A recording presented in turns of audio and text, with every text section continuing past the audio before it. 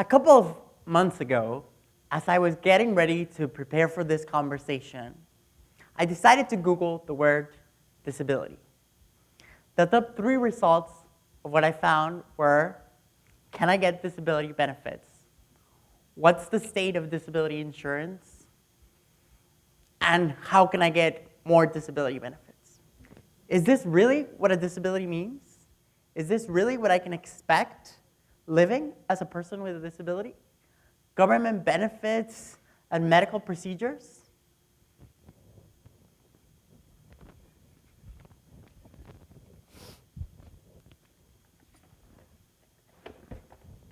Hello, everyone. My name is Mariscal. I'm here today with you to share my story and what disability has meant throughout my life. I was born with cerebral palsy, which basically means I walk funny, I have trouble reading and writing, I can't stand for long periods of time, hence the wheelchair today, and I get the best parking spots. Almost 26 years ago today, my parents, who are both from Mexico, traveled to the United States to buy baby stuff for me. Apparently, I've always been really impatient, even before I was born, because I came out of my mom 6 months and a half into her pregnancy. Needless to say, I turned their 3-day vacation into a 3-month mandatory stay because the hospital wouldn't let them take me until I was stabilized. Now, my parents didn't have any insurance in the US, so my dad had to go back and forth between Mexico and the United States to keep working. My mom actually jokes and says that that's how my dad lost all his hair. Fortunately, because I was born in New Orleans, I immediately became a US citizen, government insurance kicked in, and paid all the medical expenses. I often joke and say that I was basically a free miracle, right? A few months later, when we traveled back to Mexico, apparently my parents missed each other a little too much because 10 months and a half after I was born, my brother was born. And so having a brother so close in age that didn't have a disability definitely contributed to my independence. If my brother was expected to make his bed in the morning, I was expected to do the same, even if that meant my mom had to wake up 4.5 hours before to make sure I did it. If my brother was expected to help set the table, I was doing the same thing, at least with the things that didn't break. But more importantly, if my brother had access to quality education, so did I. And sometimes this also meant that my parents had to fight with multiple principals and school boards to make sure that we were both in the same program. As part of my independence training, my parents expected me to go to therapy at least 1 hour a day. And as a kid, when all your friends are playing the latest video games or going out and playing soccer, 1 hour seemed like an eternity. Thankfully, my parents found swimming, and this was a great way to keep me entertained at least for an hour a day. At first, it was all fun and games, but later, my therapist/coach got an invitation for a Paralympic competition that was happening in my state. With a week to go, we trained as hard as we could, and I trained as hard as I could, and I swam as fast as I could the day of the competition. Well, needless to say, I was somewhat good because I ended up winning the first gold medal for my state in the Paralympic competitions.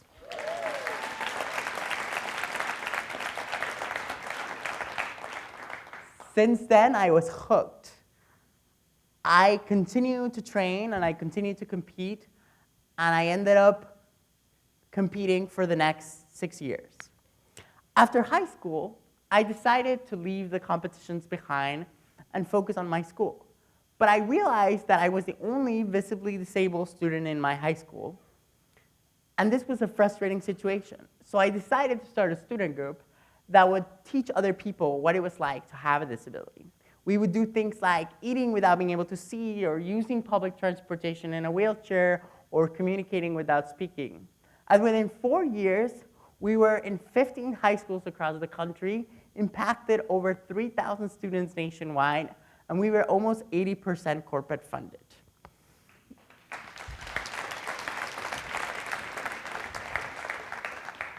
Needless to say, this made for a pretty compelling college application. So I decided to go to college in the United States, and as I got to the United States, I realized that college students also weren't learning about disability. And so I decided to take some of the work that I was doing in Mexico to the United States. In 2012, we officially incorporated as a 501c3 non-for-profit. And in 2014, I actually quit school so that I could focus on the nonprofit full-time. I now have a staff, and I get to travel internationally and speak about the importance of disability and disability inclusion.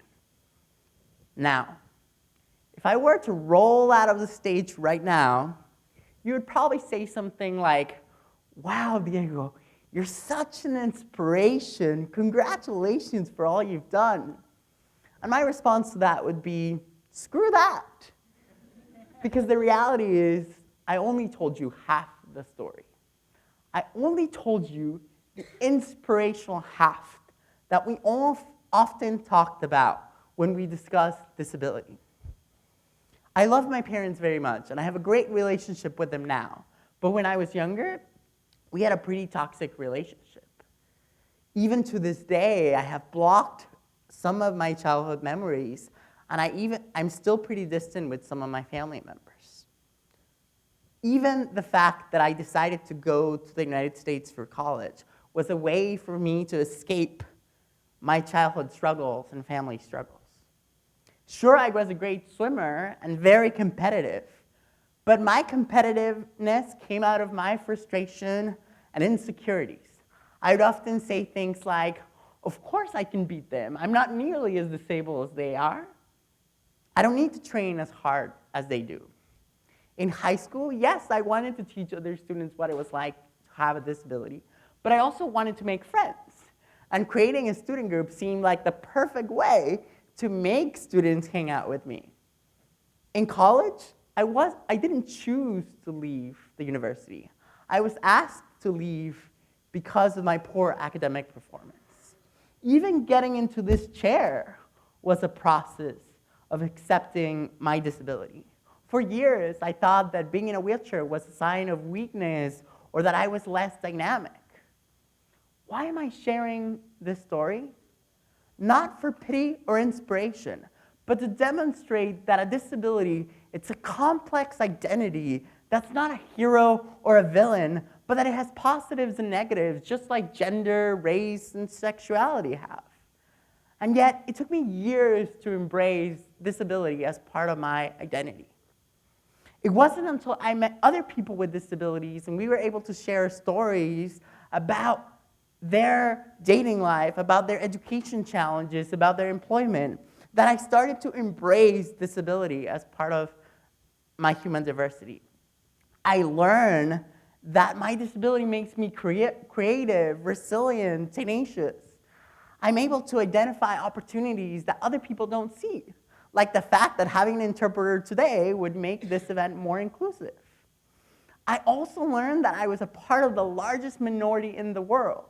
1 billion people have disabilities.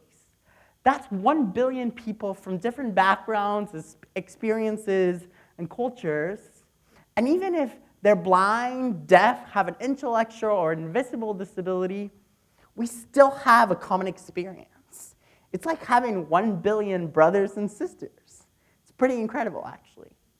So why is it that this dynamic and powerful community continues to be viewed as less able or continues to be among the poorest and largest unemployed minorities in the world, with oftentimes lack of proper education and medication? Well, I believe is because of the way we define disability and we view disability through the lenses of tragedy, inspiration, or worst of all, we don't even talk about it. One day I was walking on the street and this random person comes up to me and says, "Oh, you're such an inspiration for walking the way you do." The other day, I was doing an interview for a magazine, and the opening paragraph read, Diego Mariscal, CEO of Together International, who suffers from cerebral palsy. Let me tell you one thing. I live with cerebral palsy. I have cerebral palsy. Sometimes I dislike cerebral palsy, but I do not in any way, shape, or form suffer from it. And the worst day was when I found... Thank you. But the worst day was when I found out that a university was creating this new inclusion center. And they were merging all these other offices, like the LGBT office or the women office, and somehow the disability support service office wasn't a part of the center because it didn't meet their criteria of diversity. Or when the city was investing $1 million in this brand new business incubator that was all about inclusion, and yet somehow disability didn't meet their definition of inclusion because there was a step to get into the kitchen and there wasn't an elevator to the second floor. This often happens because we don't talk about disability. Instead, we come up with words like special needs or differently able. And I'm sorry to disappoint, but I can't fly and I don't have any special powers. And it doesn't matter how much I pray or train, I'm never going to be able to dance like Beyonce. And that's okay. A disability is part of the human experience. We have to say the word and embrace it. Because trust me, if you live long enough, you're going to join part of the club. So what is it that we can do so that disability doesn't continue to be viewed as a tragedy, an inspiration, or a taboo? Well, I propose 3 different things, and they can start right here, right now. First, incorporate disability into every aspect of what you do. If you're running a student group, are you meeting in accessible places? Are you providing accommodations or alternative formats? If you're involved in a company, is your company actively marketing to people with disabilities? How many of the 1 billion people could be benefiting from your services? If you're a government agency, are you actively engaging your constituents who have disabilities? Are you actively asking people to report disability the same way that you ask them about race or gender? Include people with disabilities in everything you do.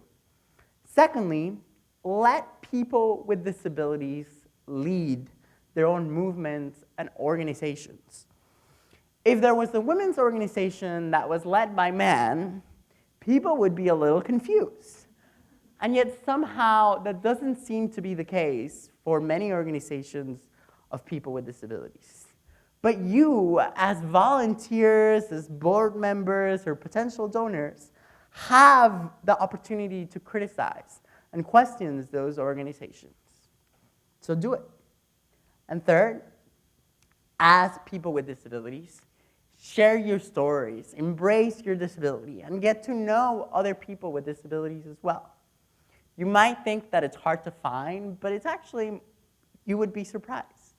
Because I was leading this social justice group that had nothing to do with disabilities. But because I was intentional about incorporating disability into everything I did, and the discussion that I was leading, every single person in the group came out as having a disability. Understanding, embracing, and accepting your disability is a difficult journey. But whether or not you have a disability, we all have a role to play in this journey. So that next time we Google the word disability, your story, my story, and the story of 1 billion people with disabilities help us define what disability means. Thank you.